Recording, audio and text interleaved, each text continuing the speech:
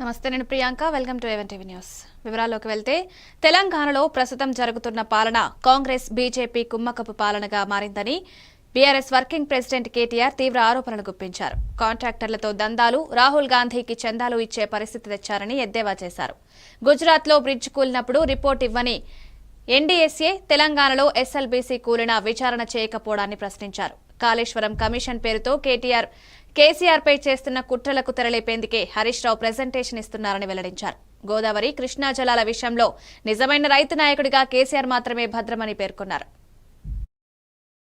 బోదు, ఎవడు బోడు, ఏ ఏజెన్సీ బోదు, 140 మంది చావులకు ఫలానావాడు బాధ్యుడు అని ఒక బాధ్యతాయుతమైన ఏ ఏజెన్సీ మాట్లాడదు, కేంద్ర ప్రభుత్వం మాట్లాడదు, గుజరాత్ ప్రభుత్వం మాట్లాడదు. అదే తెలంగాణలో ఇక్కడ కాంగ్రెస్ ప్రభుత్వం ఉన్నప్పటికీ సుంకిశాల రిటైనింగ్ వాల్ కూలిపోయి 100 కోట్లు నష్టమైన ఎన్డీఎస్ఏ రాదు, ఎవడు రాడు. ఎస్ఎల్బీసీ టన్నల్ వీళ్ళ అవినీతి కమిషన్ల కక్కుర్తితో అది నిజంగా మళ్ళా తిరిగి రివైవ్ చేసే పరిస్థితి ఉందా లేదా అని కూడా సోయి లేకుండా, కనీసం ఆలోచన లేకుండా, ఇంగిత జ్ఞానం లేకుండా పూర్తి స్థాయిలో కుప్పగూలిపోయి 8 మంది చచ్చిపోయి దగ్గర 100 రోజులు దాటిపోయినా ఇప్పటి వరకు ఉత్తమ కుమార్ రెడ్డి మాట్లాడాడు, రేవంత్ రెడ్డి మాట్లాడాడు, కేంద్ర ప్రభుత్వంలో ఉన్న ఒక్క మంత్రి మాట్లాడాడు.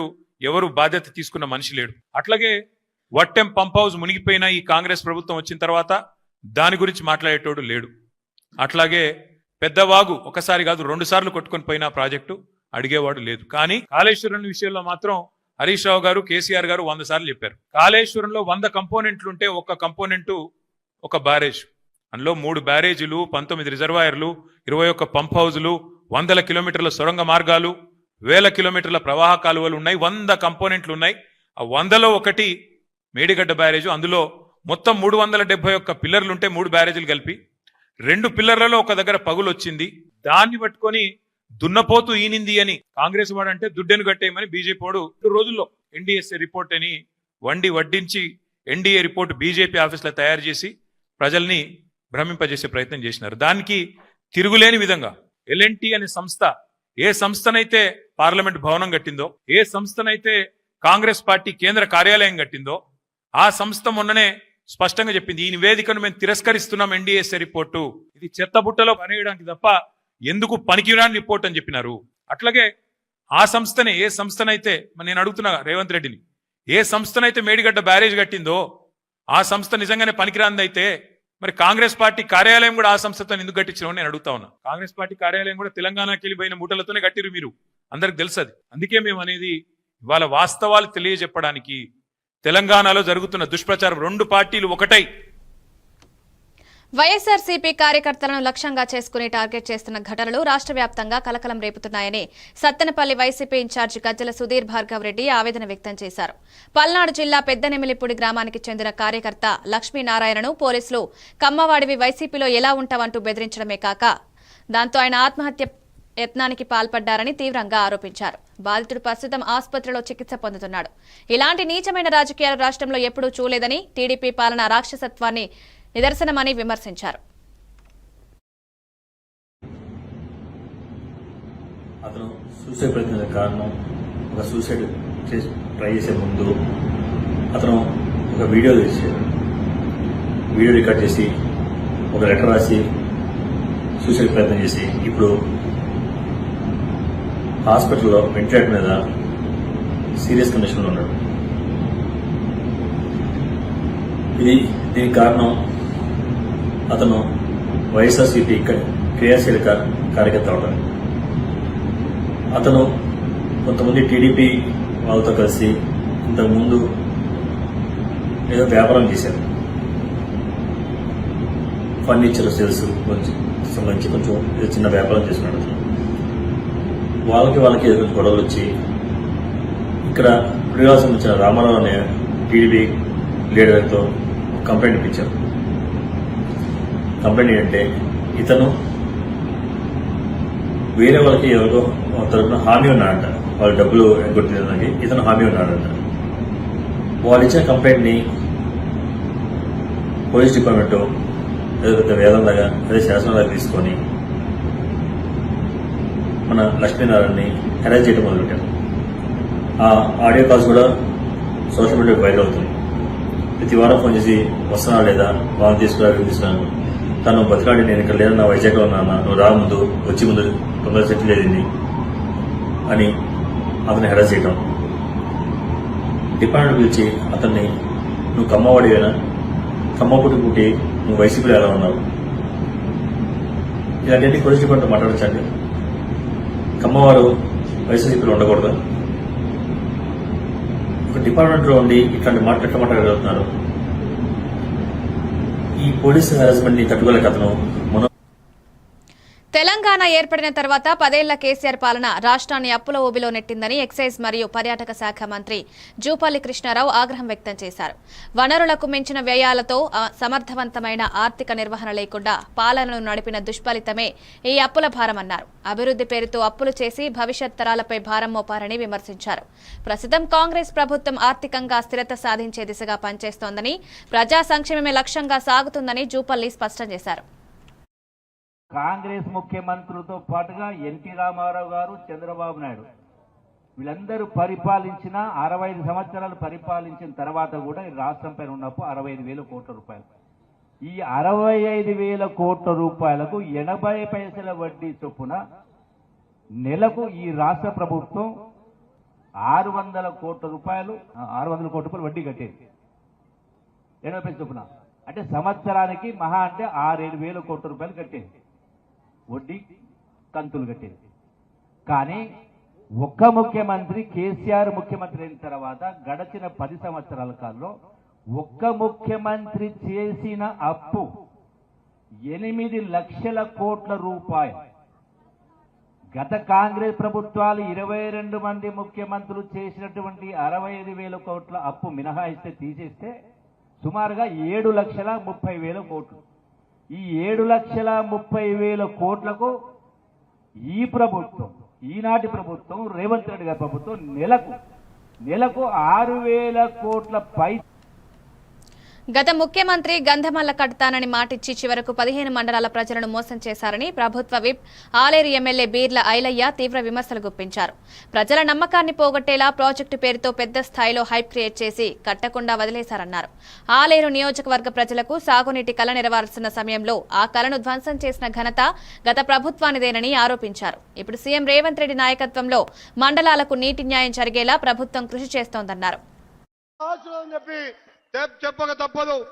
అదే విధంగా ఈ అభివృద్ధి కార్యక్రమం భాగంగా ఇక్కడే తలాపున ఉన్నటువంటి కొండపోచమ్మ గాని, మల్లన్న సాగర్ గాని గత ముఖ్యమంత్రి కడుపు నిండా నీళ్లు పెట్టుకొని గత 10 ఏళ్లుగా ఇక్కడ గంధమల్ల కడతా అని చెప్పి ఈ ప్రాంత ప్రజలకు ముఖ్యంగా 15 మండలాలు యాలేరు తుర్గతితో కలిపి 15 మండలాలు రైతుల భూములు సస్యశ్యామలయ్యి ఉండగా గత ప్రభుత్వంలో మాజీ ముఖ్యమంత్రి గారు హెలికాప్టర్ వేసుకొని వచ్చి గంధమల్ల నేను కడతా అని చెప్పి రైతులకు మోసం చేసిండు. ఒకసారి 9.8 TSM కడతా అని చెప్పి రైతులకు మోసం చేసిండు. మళ్ళొక్కసారి 4.28 చేస్తా అని చెప్పి మోసం చేసి కనీసం తట్టెడు మట్టి తీయలే, ఒక్క గుంట ల్యాండ్ అక్విజిషన్ చెయ్యలే. దానివల్ల మా ప్రాంతం ఎడారిగా ఉంటే పెద్దలు అపర భగీరథుడు మా ఉత్తమన్న ఆయన సహకారంతో మండు టెండలో 90 రోజులు గోదావరి నీళ్లు గంధమల్ల నింపుకొని బిక్కేరు వాగు తుంగతుర్తి అడ్డకుడు దాకా పోతే మా రైతులు కడుపు నిండా నీళ్లు తాగినంత తృప్తి, పొలాలన్నీ జలగలా వారి పెద్ద ఎత్తున పంటలు పండినాయి. మరి ఆ పంటలు పడితే పంటలు దాచుకోవడానికి, పంటలు నిల్వ చేసుకోవడానికి పెద్ద మనసుతోటి తమ్ముడు నువ్వు చిన్నోడివి నీ ఆలేరు నియోజకవర్గానికి 30 కోట్ల వేర్ హౌస్ గోడలు ఇస్తానన్నటువంటి మా పెద్దలు తుమ్మల నాగేశ్వరరావు గారు.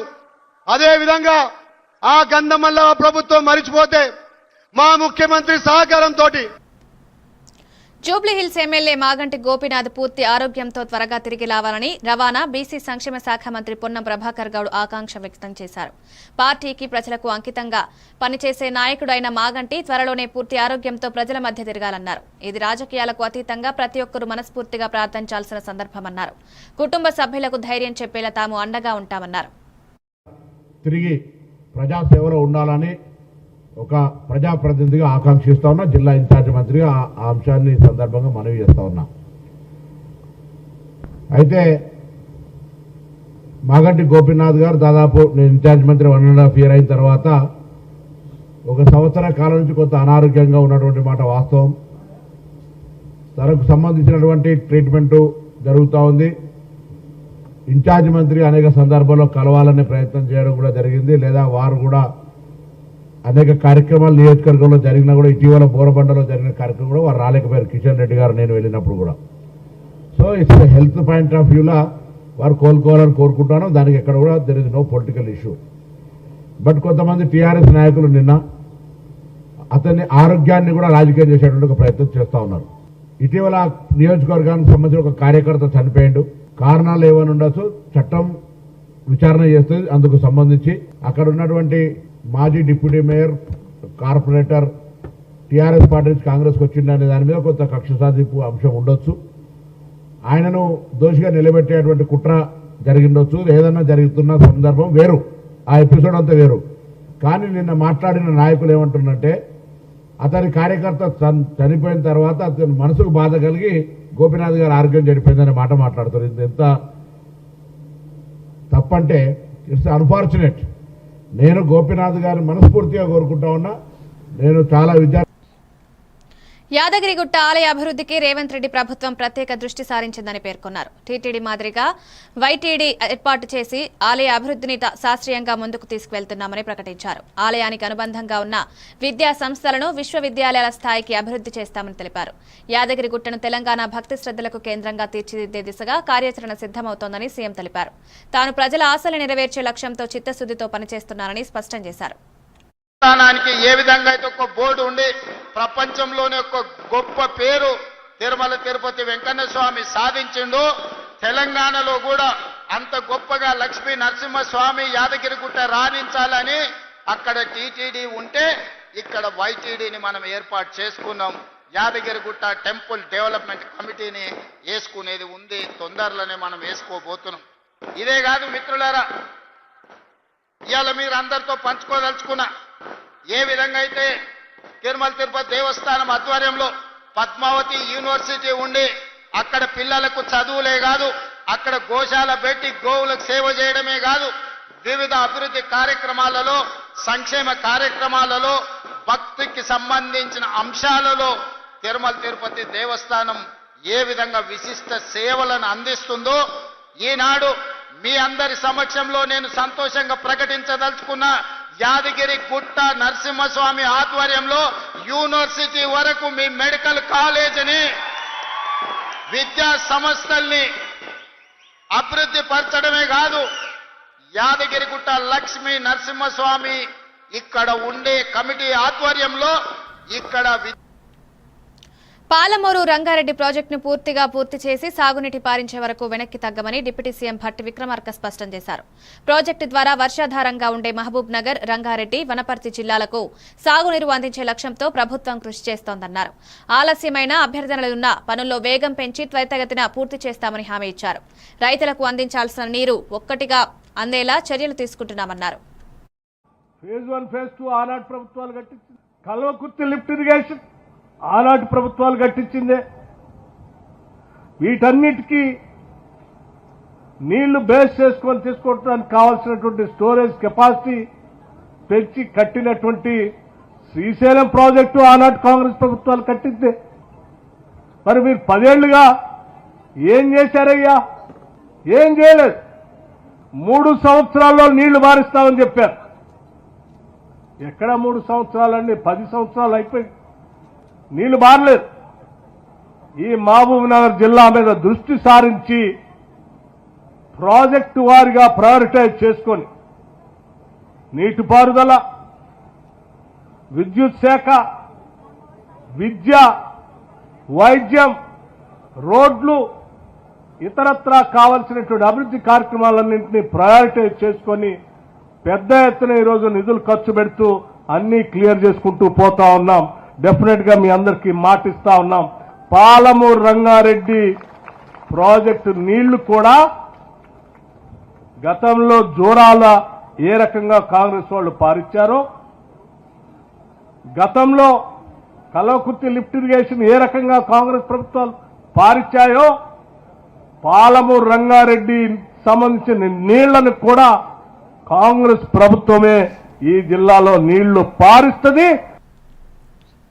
పుదుచ్చేరి ప్రభుత్వ ఢిల్లీ ప్రత్యేక ప్రతినిధి మల్లాడి కృష్ణారావు జన్మదిన వేడుకలు యానం ఎర్రా గార్డెన్లోని ఆయన నివాసం వద్ద అభిమానుల కోలాహలంగా జరిగాయి. యానం పరిసర ప్రాంతాల నుంచి పెద్ద సంఖ్యలో వచ్చిన అభిమానులు మండే ఎండను లెక్క చేయకుండా మల్లాడిని శుభాకాంక్షలతో ముంచెత్తారు.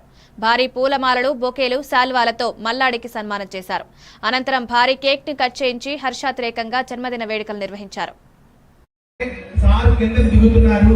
ఆయన ఉన్న ప్రదేశం దగ్గరికి మనం వెళ్ళి ఎలాంటి నేల మీద కాబట్టి ఎలాంటి ప్రమాదం జరగకుండా ఉంటుంది. సో స్టేజీ మీద ప్రదర్శనలు జరుగుతూ ఉంటాయి, మరి ఇతర కార్యక్రమాలన్నీ కూడా స్టేజీ మీద జరుగుతూ ఉంటాయి.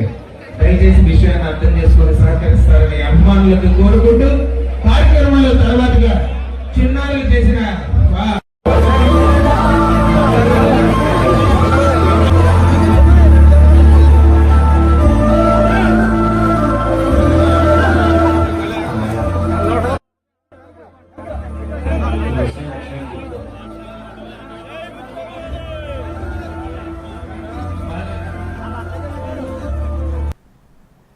జమ్మూ కాశ్మీర్ మార్గంలో నడుస్తున్న వందే భారత్ రైళ్ల భద్రతను కట్టుదిట్టం చేయడంలో భాగంగా రైల్వే ప్రొటెక్షన్ ఫోర్స్ కమాండో బలగాలు కోరాస్ యూనిట్ ను నియమించారు. భద్రతా అంశాలను దృష్టిలో ఉంచుకుని ముఖ్య ప్రాంతాల్లో వీరి సేవలు వినియోగిస్తున్నారు. తీవ్రవాద ముప్పు నేపథ్యంలో ప్రయాణికుల రక్షణకు అధిక స్థాయిలో జాగ్రత్తలు తీసుకుంటున్నారు. కోరాస్ బలగాలు అత్యాధునిక ఆయుధాలు, ట్రైనింగ్ తో సిద్ధంగా ఉంటే ప్రత్యేక బలగాలు రైల్వే ట్రాక్లు, స్టేషన్లు, వందే భారత్ రైళ్లు ముఖ్యంగా నిఘాలోకి తీసుకుని ప్రతిక్షణం మానిటరింగ్ చేస్తున్నారు.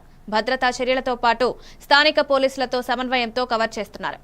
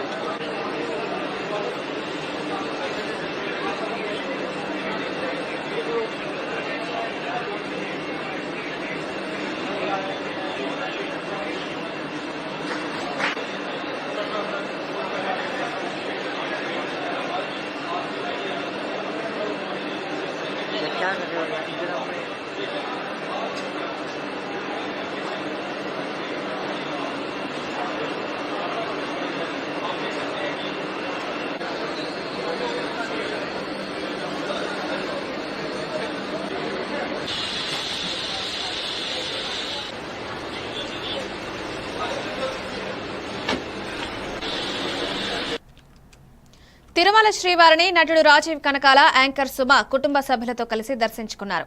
ఎంపీ బీకే పార్థసారథి కూడా వారితో పాటు వీఐపీ విరామ సమయంలో స్వామివారిని దర్శించుకున్నారు.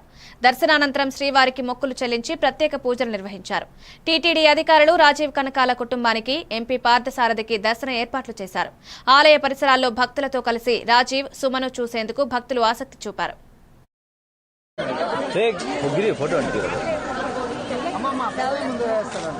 అంటే అనుకోకుండా ప్లాన్ చేసుకోలేదు, అనుకోకుండా మేము వచ్చేయాలనుకున్నాం. అంటే ఆయన పిలిస్తే తప్ప రావడం కుదరదు కదండి. అలాగే వచ్చినా కానీ దర్శనం చాలా అద్భుతంగా జరిగింది. ఆ స్పిరిచువాలిటీ ఇంకోటి ఒకసారి ఆయన్ని దర్శించుకున్న తర్వాత ఇంకా పెంపొందుతుంది. అలాగే పెంపొందింది. థ్యాంక్ యూ, మీ అందరికి కూడా థ్యాంక్ యూ. మా ఆవిడతో సంతోషంగా ఉంది. పిల్లలు రాలేదు, కానీ నెక్స్ట్ టైం పిల్లలతో పాటు వస్తారు. మోగ్లీ ఉందండి, కానీ ఇక్కడ మాట్లాడడం సమంజసం కాదనుకుంటారు. ప్రముఖ సినీ నటి వరలక్ష్మి తన భర్తతో కలిసి శ్రీకాళహస్తీశ్వర స్వామి వారిని దర్శించుకున్నారు. ఆలయంలో ప్రత్యేక పూజలు నిర్వహించుకున్నారు. దేవస్థాన అధికారులు వారిని ఆలయ ప్రాంగణంలో స్వాగతించి దర్శన ఏర్పాట్లు చేశారు.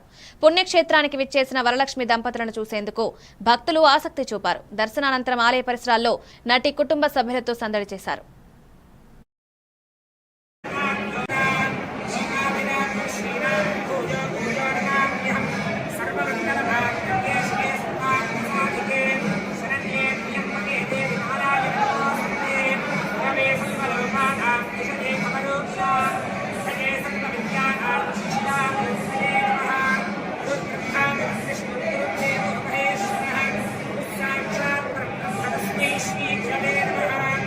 Shri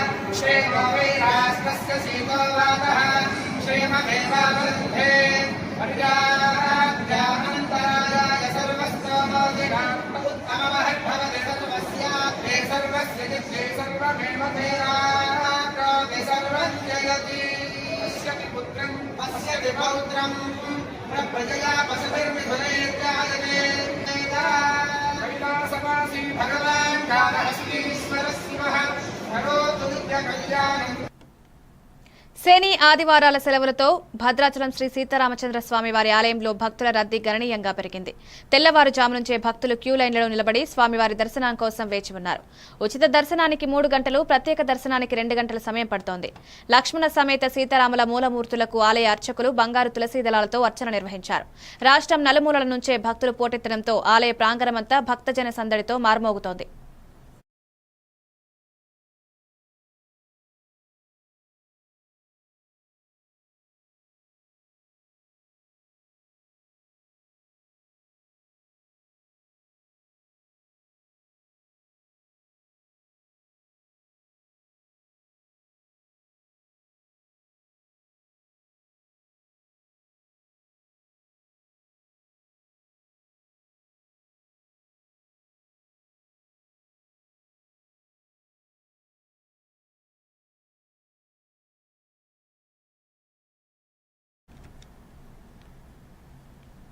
ఇవి updates. Keep watching A1 TV news.